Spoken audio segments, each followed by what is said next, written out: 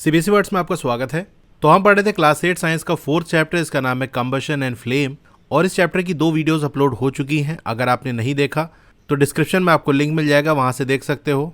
आज का हमारा टॉपिक है 4.8 फ्लेम। एलपीजी फ्लेम को ऑब्जर्व करो। जो आपके घर में गैस स्टोव होगा ना, चूल्हा जो होगा, उसमें से जो फ्लेम निकल रही है, आग की लपटें निकल रही हैं, उसको ऑब्जर्व करो। क्या बता सकते हो कौन सा कलर है? ऑब्वियसली हम सभी जानते हैं कि उसमें से ब्लू कलर की जो है फ्लेम निकलती है। What is the colour of a candle flame? Candle flame का कलर क्या होता है? ये समवॉट आपका येलो या ऑरेंज, इसका मिक्स रहता है। मेनली आपका यही कलर रहता है, और भी इसमें कलर्स देखने को मिलते हैं जो कि भी आगे हम देखेंगे, लेकिन मेन आपको येलो या ऑरेंज या इसका मिक्स दिखता है। अब अपना एक्सपीरियंस याद करो। मैग्नीशियम रिबन जो बर्न किया था हमने क्लास 7 में, वहाँ पर वाइट फ्लेम देखने को मिली थी हमको। तो यहाँ पर टेबल 4.2 के अंदर कुछ आइटम्स दिए हैं। इनको बर्न करने का एक्सपीरियंस अगर आपको नहीं है, क्लास 7 में कराया गया था, अगर आपने नहीं किया तो अभी आप कर सकते हो। तो चलिए करते हैं यहाँ पर table 4.2 materials forming flame on burning. तो कौन से मटेरियल है जब वो जलते हैं तो वहाँ पर फ्लेम फॉर्म होती है, यानी आग की लपटें देखने को मिलती हैं। कैंडल जलती है तो ऑब्वियस सी बात है फ्लेम देखने को मिलती है।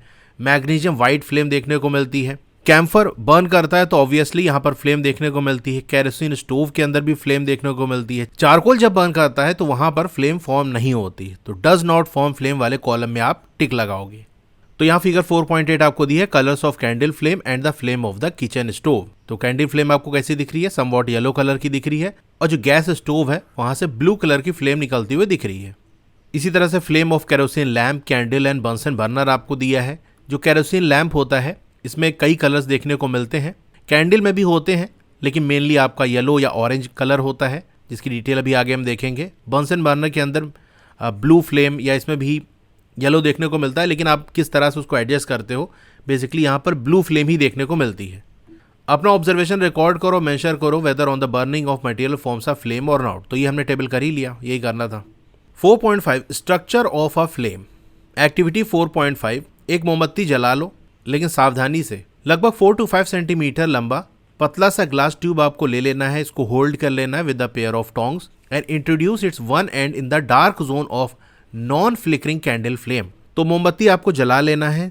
इस बात का ध्यान रखना है कि बहुत ज्यादा हवा ना हो कि जो उसकी फ्लेम है इधर उधर फ्लिकर करे, हिले डुले। और दूसरी बात, प्रॉपर एयर की सप्लाई हो, क्योंकि प्रॉपर एयर की सप्लाई नहीं होगी तो वहां पर भी फ्लिकरिंग देखने को मिलेगी। जो फ्लेम है वो लुपलुपाएगी, उसमें से धुएं निकलेंगे। ठीक है, तो नॉन फ्लिकरिंग कैंडल फ्लेम होनी चाहिए। उसका डार्क वाला जो जोन है, अभी मैं आपको दिखाऊंगा, वहां पर आपको उस ग्लास ट्यूब के एक किनारे को इंसर्ट कर देना है, वहां लगा देना है। Bring a lighted matchstick near the other end of the glass tube. Do you see a flame caught at this end of the glass tube after a while? क्या थोड़ी देर बाद आपको वहां से फ्लेम निकलते हुए दिख रही है? अगर ऐसा हो रहा है तो ये फ्लेम क्यों प्रोड्यूस हो रही है? Notice that the wax near the heated wick melts quickly. एक बात और यहाँ पर आप नोटिस करोगे कि जो इसकी बत्ती है, जो विक है, इसके आसपास जो मेल्ट है बड़ी तेजी से मेल्ट कर रही है, पिघल रही है। तो पिघल के कुछ नीचे चली जाती है, लेकिन पूरी की पूरी पिघल के नीचे की तरफ नहीं जाती कि बह के नीचे चली जाए। यहाँ पर जो वैक्स है ये बर्न भी करती है। कैसे क्या होता है अभी हम देखेंगे। तो चलिए इसको मैं थोड़ा सा आपको दिखाता हूँ। तो मेरे पास ग्लास ट्यूब तो है नहीं, इसलिए मैं प्रैक्टिकल करके नहीं दिखा सकता, लेकिन इस एनिमेशन से थोड़ा आपको समझाता हूँ। ये हमारी कैंडल है, जल रही है। इसमें आप यहाँ पर देखोगे ये हिस्सा, ये थोड़ा आपको डार्क दिखेगा। यहाँ इतनी रोशनी नहीं जितना कि ऊपर की तरफ है। तो ये जो विक के आसपास वाला हिस्सा होता है, इसको हम कहते हैं डार्क जोन। यहाँ अंधेरा होता है। वो एक कहावत सुनी होगी ना, चिराग तले अंधेरा, बस वैसे ही समझ लो। तो यहाँ पर आपको ऐसे ग्लास ट्यूब लगा देना है कि ग्लास ट्यूब का एक किनारा इस डार्क वाले जोन के अंदर हो। फिर दूसरे किनारे की तरफ अगर बर्निंग मैचस्टिक आप ले जाओगे तो क्या होगा, थोड़ी देर में यहाँ से आग निकलने लगेगी। अब यहाँ पर कैसे आग लग गई, क्या हुआ यहाँ पर? चलिए मैं आपको समझाता हूँ। ये जो कैंडल बर्न कर रही थी, इसमें क्या हो रहा था कि ये जो वैक्स है, जो मोम है यहाँ पर, ये गर्मी की वजह से पिघलेगी, पिघल के गैस बन के ऊपर की तरफ उड़ती है, और यही जलती है तो आपको ये फ्लेम देखने को मिलती है। सिंपल सी बात है। इसीलिए तो मोम लगाया जाता है, ताकि मोम जले और हमको रोशनी उससे मिले। अब ये जो हमारी वैक्स है, मोम है, पिघल के क्या ये गैस बन जाती है, वेपर, भाप बन जाती है, इतना ज्यादा गर्म हो जाती है। पहले सॉलिड थी, पिघल के लिक्विड बनेगी, और हीट होगा तो ये वेपर में बदल के ऊपर की तरफ उड़ेगी। तो इस इलाके में यहाँ पर आपको वेपर्स देखने को मिलते हैं, जो कि जले नहीं होते। जलते कब है, जब थोड़ा ऊपर चले जाते हैं, यहाँ जलते हैं, जिसकी वजह से रोशनी देखने को मिली। अब यहीं आपने ट्यूब लगाया तो हुआ ये कि कुछ जो वैक्स का वेपर था वो इस ट्यूब के अंदर चला गया। अब चलते चलते उड़ते हुए यहाँ तक ये पहुंचा और यहाँ से निकल रहा है। तो यही वैक्स का वेपर ऊपर जाके जब जलता था तो हमको यहाँ पर फ्लेम देखने को मिली। तो अगर वैक्स का वेपर इधर की तरफ जाएगा और यहाँ पर हम माचिस ले आएंगे जलती हुई, तो ये वेपर इसकी वजह से जल जाएगा, आग पकड़ लेगा। तो यहाँ पर इसीलिए हमको फ्लेम देखने को मिलती है। आई होप समझ में आ गया होगा क्या बात हुई यहाँ पर। तो यहाँ जो हमसे पूछ रहा था what is it that produce a flame, किसने फ्लेम प्रोड्यूस किया, तो उसमें लिखोगे वैक्स वेपर। अब यहाँ पर बहुत इंपॉर्टेंट लाइन लिखी हुई है, ध्यान समझना। The substances which vaporise during burning gives flames. Chapter के स्टार्टिंग में हमने ये बात की थी, कुछ सब्सटेंस जलते हैं तो वहाँ से फ्लेम हमको देखने को मिलती है, आग की लपटें देखने को मिलती हैं, जैसे कि कैरोसिन हो गया, एलपीजी हो गया। वहीं कुछ ऐसे भी होते हैं जो कि बर्न करते हैं तो वहाँ पर फ्लेम हमको देखने को नहीं मिलती, जैसे कि कोल, चारकोल। तो ये क्वेश्चन आपके माइंड में आया होगा कि ऐसा क्यों होता है कि कुछ में से फ्लेम निकल ली है, कुछ में से नहीं निकल ली है। तो इसका रीज़न यहाँ पर दिया है कि वो सब्सटेंस जो कि वेपराइज हो जाते हैं, वेपराइज का मतलब गैस में बदल जाते हैं। मान लो कोई सॉलिड हमने लिया था, जलाया, तो उसमें से कुछ गैस निकली या वही भाप बन के उड़ा, तो वो जब जलेगा तो फ्लेम देखने को मिलेगी। तो जब हम कैंडल जलाते हैं तो वैक्स पहले तो मेल्ट करती है, पिघलती है, पिघल के जो बत्ती है उसमें से ऊपर की तरफ चढ़ती है, फिर वो गर्मी की वजह से वेपर में बदल जाती है, भाप में बदल जाती है। यही वेपर जब बर्न करता है तो फ्लेम हमको देखने को मिलती है। वहीं जब हम कोयला जलाते हैं या चारकोल जलाते हैं तो ऐसा कोई वेपर हमको देखने को नहीं मिलता, इसीलिए हमको फ्लेम देखने को नहीं मिलती। तो रीजन समझ में आ गया। The substances which vaporise during burning gives flame. For example kerosene oil हो गया, मोल्टेन वैक्स हो गया, ये राइज करते हैं through the wick and are vaporize during burning and form flames. तो यही बात मैंने आपको बताई कि जो कैरोसिन ऑयल है उसके अंदर बत्ती लगाई जाती है कि नहीं, विक लगाई जाती है, या कैंडल में आपके विक होती है, बत्ती होती है। तो पिघले हुए वैक्स या जो कैरोसिन ऑयल है ये तो पहले से लिक्विड है, ये उसी बत्ती में ऊपर की तरफ चढ़ता है। ऊपर चढ़ेगा, गर्मी की वजह से वेपर में बदलेगा, और जब वेपराइज हो जाएगा फिर जब वो बर्न करेगा तो फ्लेम देखने को मिलेगी। वहीं चारकोल दूसरी तरफ ये वेपराइज नहीं होता, तो इस तरीके से ये फ्लेम प्रोड्यूस नहीं करता। एक्टिविटी 4.5 के अंदर could the vapours of the wax coming out of the glass tube be the cause of the flame produced. तो यस, मैंने आपको वहीं लिखा दिया था कि जो वेपर हैं वैक्स के या वैक्स वेपर्स हैं वो ग्लास ट्यूब से बाहर निकल रहे हैं, उसकी वजह से फ्लेम प्रोड्यूस हो रही है। जब कैंडल फ्लेम स्टीडी हो, यानी बहुत ज़्यादा हिले डुले ना, बिल्कुल सीधा वो जल रही हो proper, introduce a clean glass plate और slide into the luminous zone of the flame, जैसा कि फिगर आपको 4.11 में दिया हुआ है। तो एक साफ सुथरी ग्लास प्लेट ले सकते हो या कोई स्लाइड ले सकते हो, उसको जो लुमिनस जोन है, यहाँ से कैंडल में से रोशनी निकल रही है, फ्लेम के उस हिस्से में इस प्लेट को लगा देना है। Hold it there with a pair of tongs for about 10 second, then remove it. What do you observe. तो कोई सी भी ग्लास की चीज़, प्लेट हो गया, स्लाइड हो गया, या सिंपल आपका कोई कंटेनर है, बीकर वगैरह, उसको जब आप कैंडल के लुमिनस जोन के ऊपर रखोगे लगभग 10 सेकेंड के लिए, फिर हटाओगे, तो आप देखोगे वहाँ पर काला सा हो गया है, जहाँ पर फ्लेम टच कर रही थी वहाँ पर काला सा हो गया है। A circular blackish ring is form on the glass plate and slide. ठीक है, काली सी रिंग सी गोल सा ऐसे बना हुआ दिखेगा आपको। अब ये काला रंग कहाँ से आ गया, कैसे हो गया। It indicates the deposition of unburned carbon particles present in the luminous zone of the flame. तो ये जो ब्लैक कलर की आपको चीज़ उस पर जमती हुई दिखी है, वो बेसिकली इस वजह से है क्योंकि जब वैक्स बर्न करी तो उसमें कुछ कार्बन पार्टिकल ऐसे थे जो कि बर्न नहीं हुए, जले नहीं, यही जाके उस ग्लास प्लेट पे चिपक गए। तो यहाँ से बात क्या समझ में आई कि फ्लेम का जो लुमिनस जोन है, जहाँ से रोशनी निकल रही है, वहाँ पर अनबर्न्ड कार्बन पार्टिकल्स है, यानी ऐसे कार्बन पार्टिकल्स जो कि जले नहीं है, वह उसी के अंदर प्रेजेंट है, वही जाके डिपॉजिट हो गए ग्लास प्लेट पे।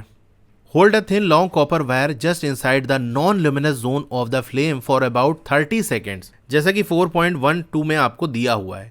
तो ये एक्टिविटी मैं कर रहा था, प्रैक्टिकल इसका कर रहा था, बट उसमें प्रॉब्लम ये आ रही थी ना कि इसको अंधेरे में करना था, तभी आपको ये जो कॉपर वायर है ये ग्लो करते हुए दिखता। तो मेरे कैमरे से वीडियो उतनी साफ आ नहीं रही थी क्योंकि कैंडल की फ्लेम की रोशनी की वजह से ये कॉपर वायर का जो ग्लो है वो नज़र नहीं आ रहा था। इसीलिए मैं आपको ऐसे ही एक्सप्लेन कर देता हूँ कि यहाँ पर बेसिकली होगा क्या। देखो, ये luminous zone, non luminous zone क्या है अभी आगे हम देखेंगे। शॉर्ट में ऐसे समझ लो कि कैंडल में एक हिस्सा वो होता है जहाँ से रोशनी निकलती है, जो बहुत तेज चमक रहा होता है, जो येलो कलर का आपको दिखता है। इसके आसपास ऐसा रीजन होता है जो उतना चमकते हुए नहीं दिखता, जनरली ये ब्लू कलर का या कुछ नहीं आपको दिखेगा, तो वहाँ से इतनी ज़्यादा लाइट नहीं निकलती, इसीलिए उसको हम नॉन लुमिनस जोन कहते हैं कि यहाँ से रोशनी नहीं हो रही है। तो वहीं पर इस कॉपर वायर को आपको लगा देना है, जैसे कि इमेज में आपको यहाँ दे रहा है। ये ऊपर साइड आपको हल्का सा ऐसा रीजन मिल जाएगा, साइड में मिल जाएगा, जो कि नॉन लुमिनस जोन होगा। यहीं पर ऐसे कॉपर वायर जो कि लंबा हो, पतला सा हो, इसको इंट्रोड्यूस करना है। 30 सेकेंड तक ऐसे ही रखे रहो। Notice that the portion of the copper wire just outside the flame gets red hot. आप ही नोटिस करोगे कि कॉपर वायर का वो हिस्सा जो फ्लेम के जस्ट बाहर है, यानी नॉन लुमिनस जोन के अंदर है, वो हिस्सा जहां से रोशनी नहीं निकल रही है, उस हिस्से के अंदर कॉपर वायर का जो टुकड़ा होगा वो बिल्कुल गर्म होकर लाल हो जाएगा। Does it indicate that the non luminous zone of the flame has a high temperature? तो ये गर्म होकर लाल क्यों हो गया? क्या इससे ये बात समझ में आती है कि जो नॉन लुमिनस जोन है फ्लेम का, उसका हाई टेम्परेचर होता है? तो ऑब्वियसली यस, यही बात तो समझ में आ रही है। तो ये हमारी कैंडल इस तरीके से जल रही है। अब एक कॉपर वायर यहाँ पर इंट्रोड्यूस करेंगे। देखो बहुत अंदर तक हमने इसको इंसर्ट नहीं किया है, बस हल्का से इसको टच कराया है। 30 सेकेंड तक इसी तरीके से आप इसको लगाए रहोगे तो आप देखोगे फ्लेम के जस्ट बाहर वाला जो हिस्सा है वो धीरे धीरे गर्म होकर लाल होता जा रहा है, फिर वो ग्लो करने लगेगा। ठीक है, लाल लाल ऐसे चमकने लगेगा। इसका मतलब फ्लेम के जस्ट बाहर वाला जो हिस्सा है वो काफ़ी गर्म है, जो चमकते हुए हमको नहीं दिख रहा, लेकिन वहाँ पर हीट प्रेजेंट है। तो गर्म ही नहीं, in fact this part of the flame is the hottest part, ये सबसे गर्म पार्ट होता है। यहाँ पर एक इमेज बनी है figure 4.13 different zones of candle flame. तो इसको चलिए थोड़ा सा मैं आपको अच्छे से एक्सप्लेन करता हूँ। अब देखो ये हमारी कैंडल है। लेफ्ट साइड में जो आप इमेज देख रहे हो वो बर्निंग कैंडल की रियल इमेज है। राइट साइड में जो आप कैंडल देख रहे हो, यहाँ पर मैं आपको एक्सप्लेन करूंगा कि कौन कौन सा जोन है, और लेफ्ट साइड वाला जो आपको रियल इमेज है उससे आप रिलेट करते जाना। दोनों को रिलेट करके मैं आपको समझाऊंगा। तो जब कैंडल बर्न करेगी तो इसमें से फ्लेम निकलेगी। फ्लेम के कौन कौन से जोन होते हैं थोड़ा हम समझ लेते हैं। देखो पहले यहाँ पर देखो लेफ्ट साइड वाली इमेज में विक के आसपास ये वाला जो रीजन है इसमें इतनी रोशनी नहीं है, ये डार्क जोन है, अंधेरा सा आपको यहाँ देखने को मिलेगा। तो यहाँ पर ये ऐसे आपको दिख रहा होगा अंधेरा सा जो जोन है डार्क कलर का। तो ये वाला जो जोन है जो विक के आसपास होता है, छोटा सा जोन होता है, उसको हम कहते हैं इनर मोस्ट जोन, सबसे अंदर वाला जोन। यहाँ पर क्या होता है? अनबर्न्ड वैक्स वेपर्स, ऐसे वैक्स वेपर जो कि जले नहीं होते।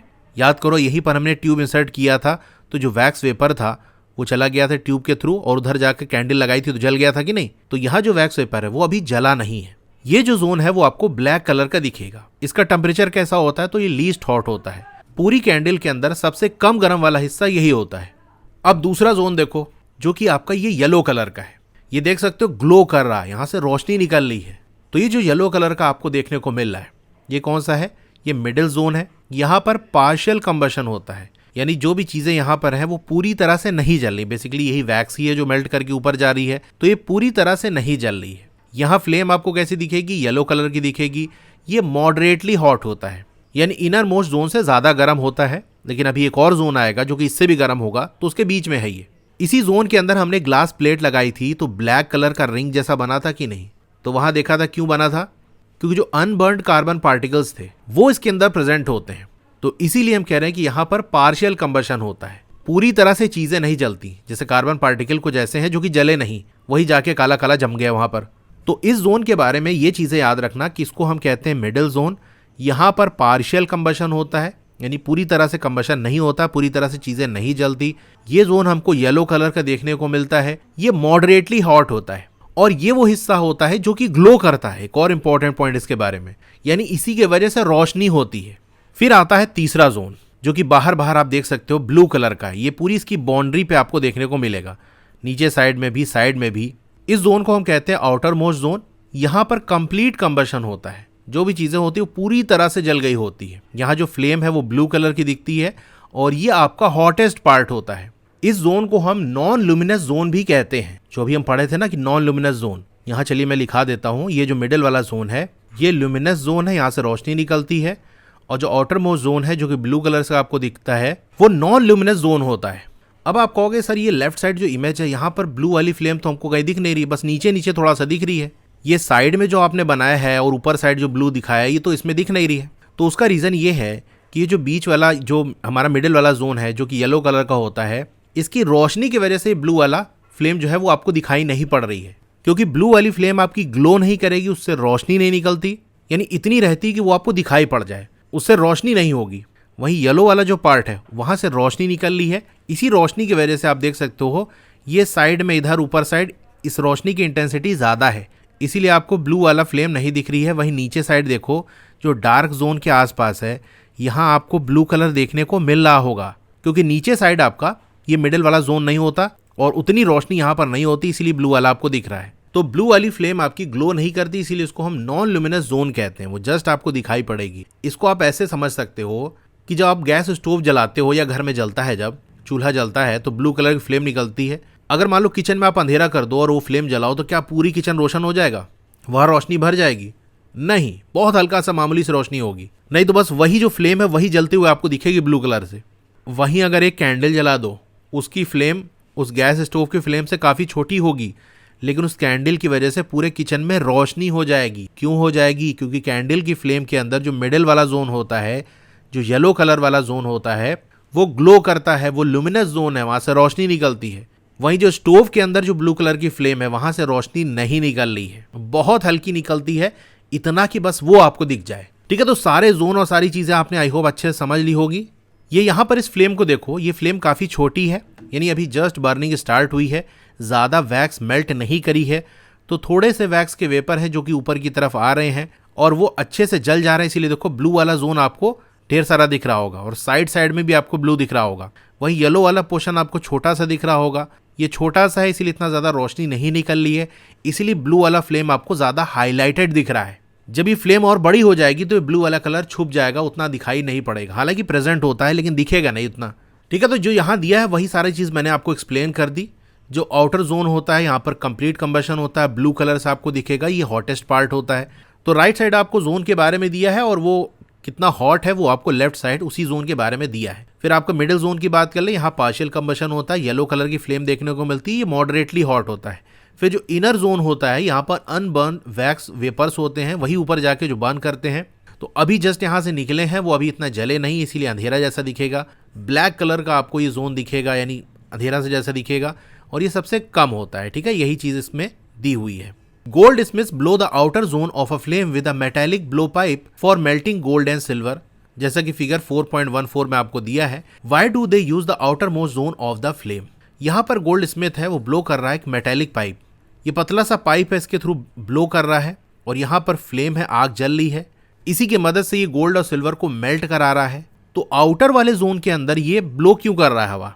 क्योंकि आप जानते हो जो आउटर वाला जोन होता है वो सबसे ज़्यादा गर्म होता है। अभी हमने देखा यहाँ फूंक मारेगा तो ये फ्लेम मूव करेगी और जो भी हमारा गोल्ड या सिल्वर है, जैसे मान लो ये हमारा गोल्ड है, तो जो फ्लेम है हवा मारेगा तो इधर की तरफ मुड़ेगी, तो टॉप वाला जो हिस्सा है, जो आउटर वाला जोन है, वो इसके कांटेक्ट में आएगा, ये गर्म होता है, इसकी वजह से ये आसानी से मेल्ट कर जाएगा जो भी हमारा गोल्ड या सिल्वर है।